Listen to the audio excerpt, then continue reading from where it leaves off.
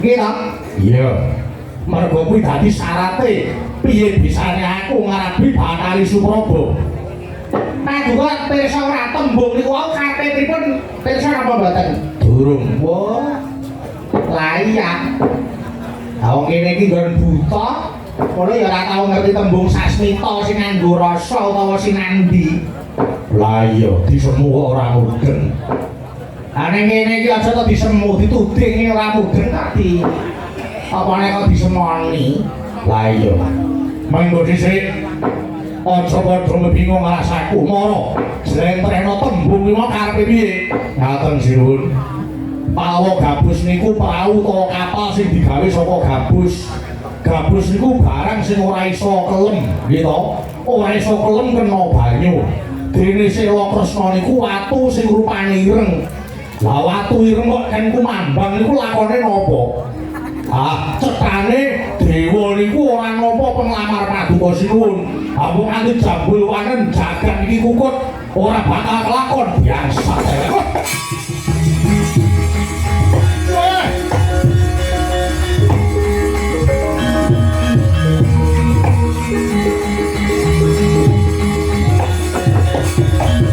Takdir kinatap Cocok baik maling wengi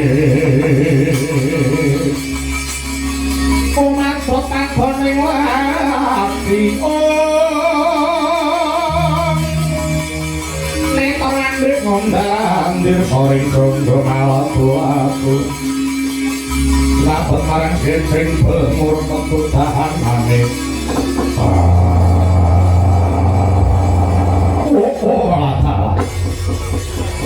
Nganti ora krasa yen aku iki diapusi karo para dewa. Nganti aku ditulak kanggo tembung sing alus. Pinantang elek. Apa goreng Seti Mandraguna Prabu Niwata kawaca iki? Ratu kang abot Balaraja sinuyudan para raja Napati. Kebangetan. Kebangetan para dewa. Boleh gawe sing ngarasaku yen nganti tinulak penglamarku. Apa piye mungguing penemen kok? Nggih, menawi Paduka Ndaratur kula nggih pun nrimo ing pandum kemawon, nggih to. Wong urip niku ora sah ngoyo, penting temanja, ngoten lho. Nggih to. Paduka pengen duwe bojo widodari. Lah wong ya wis kagungan Bathari para Basini ngoten kok. Niku ya widodari ora kalah ayu karo Bathari Supraba, ngoten lho.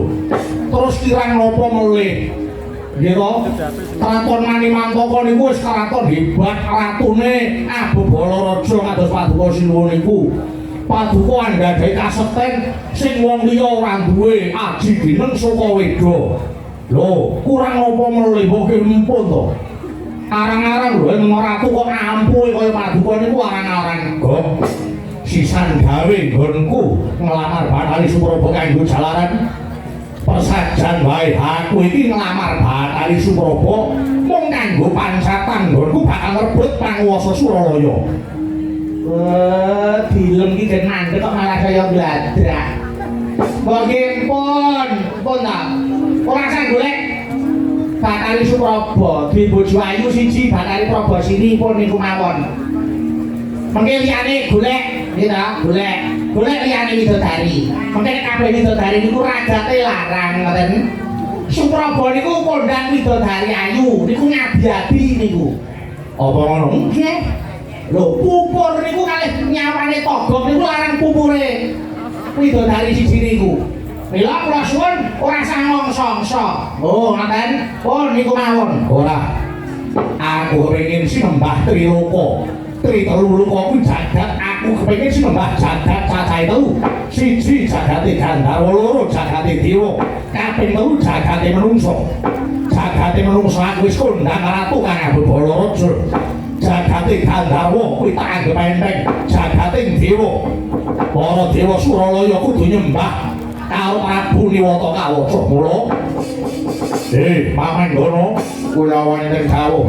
Tak jaluk kowe bali nglamar meneh. Kowe bali nang Suralaya nglamar Bathari Supraba. Yen nganti ora diulungake kayangan Suralaya tak gawe sungsang bawa balik.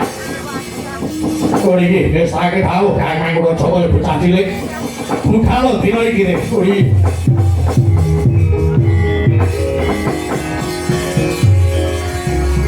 ya panjenengan kawan korban muntar.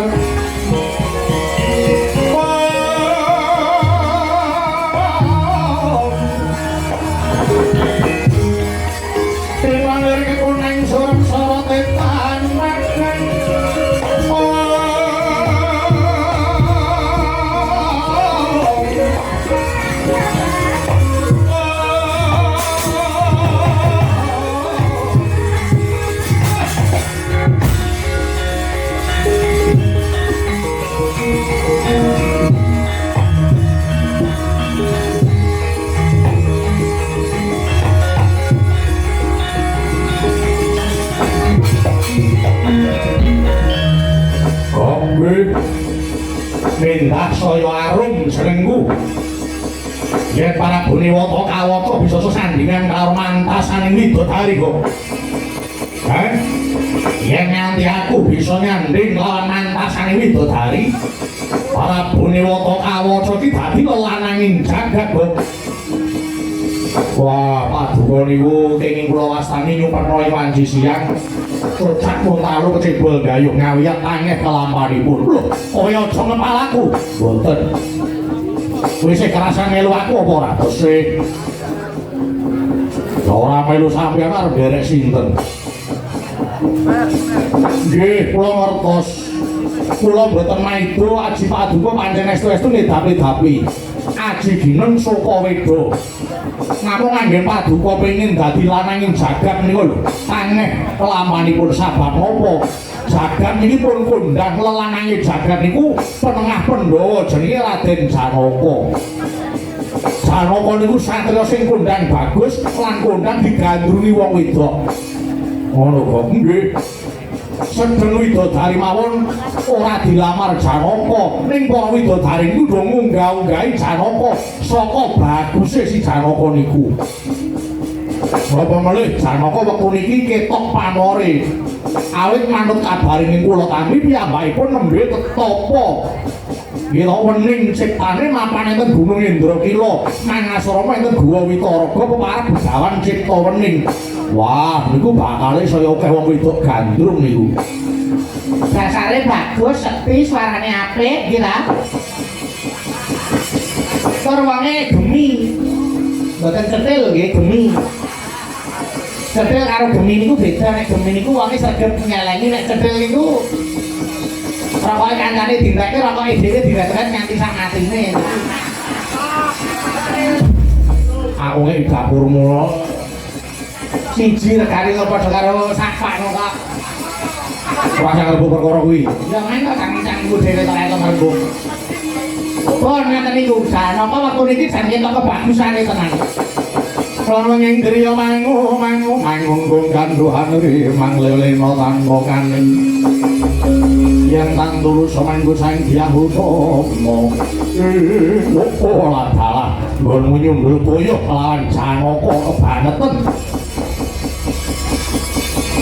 Patih Mamang Murko kula wonten mangke digawe kawuh aja dikangelan para diageng nyatakno munggah Gunung Indrakila golek ana Guwa Witaraga nyatakno apa bener yen to kono ening pendhita peparab Begawan Cipta Wening kang sejatine kuwi panengah Pandhawa Janaka yen ana aja dadak kesuwen para diageng sirnakno sing jeneng Janaka patenono kanthi Janaka mati kelungguhan lelanange jagat kuwi pemarang para Buniwata Kawata. Nggih, nestake dawuh sinuwun. Paring kula nyuwun saha nyutambahi mesu. Duga ngati-ati aja kongsi heri. Pokok bilung nggih. Nggih. Kowe melu, kowe tak lilani. Ngawat-ati lakone Patih Mamang Murka. Piye bisane sing jeneng Janaka sirna saka ing jagat iki? Oh, baikut yen nganti ora kasebadan mateni Janaka, balimu wis tak cawisi wit Gurudha. Komplet sak gadunge nggo gantung gulung wit. Wulan dari arepku terus entuk gawe, dhuwure kepareng pamit nuwun yo.